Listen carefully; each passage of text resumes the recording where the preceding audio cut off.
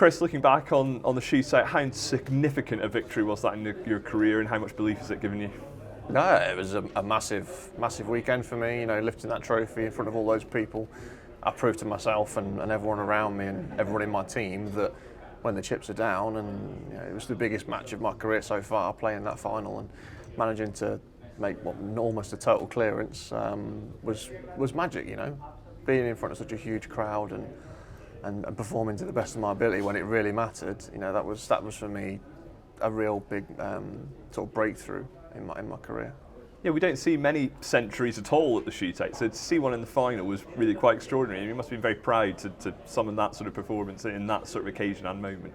I remember I had a flashback just before the final where I watched Hussein Vafai the year before make a 70-yard break in the final to win the shootout, and I was watching it at home thinking, that's insane. Like, how can anyone go out there under that pressure, having never won a tournament before, and make a frame-winning break under the utmost pressure? And I genuinely look back now and think I eclipsed almost his performance in the final by going on to make a century break and then sort of steal the high break prize at the last ball. But I genuinely watched the final the year before and thought, I'm not capable of doing that. So the sort of breakthrough that I had last year, obviously it started off with the shootout and then went on to sort of get to the quarterfinals in the German Masters, and had a good start to this season. And it's all down to that single frame at the end of the shootout.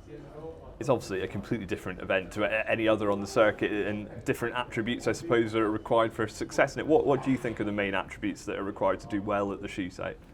You need a lot of luck. That's basically what it boils down to. To start with, I nearly went in the first round.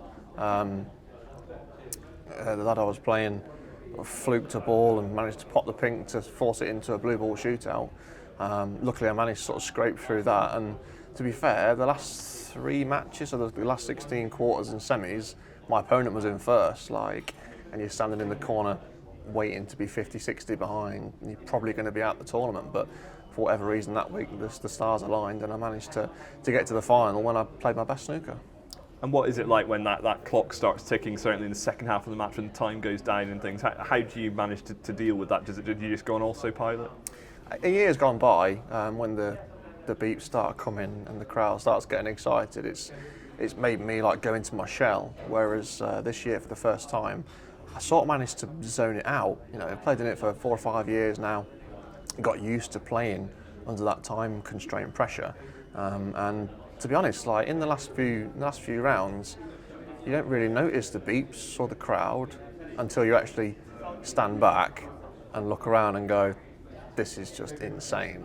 The atmosphere in there for that last day was just magic.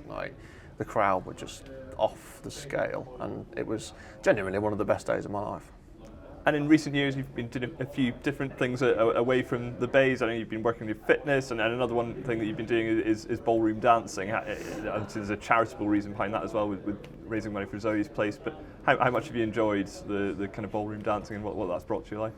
No, I've made some lifelong friends, and it's really changed my life being a part of Strictly Christmas. I'm just signed up to take part in my 3rd year, so I'll soon be getting partnered up with some unlucky girl who has to let me lead them around the dance floor. But no, honestly, it's been life-changing for me. Obviously, I lost a lot of weight a couple of years ago, started running and going to the gym a lot more. And to be fair, the fitness from dancing also, you have to be fit and strong and have good core strength to be able to dance to a decent level. Again, I've only been dancing for 2 years, so I do it just purely for the enjoyment, but also the fact that while we're out there having fun, last year we raised nearly £130,000 for our local baby hospice, which, they need over £1 million a year to keep the hospice open for babies and for families with young children. And to be a small part of Strictly Christmas, which is a small part of making sure that Zoe's place can exist. That for me is probably one of my greatest achievements in life. It's just being a part of it. Well, it's a brilliant cause and very commendable to have done the work you have on that.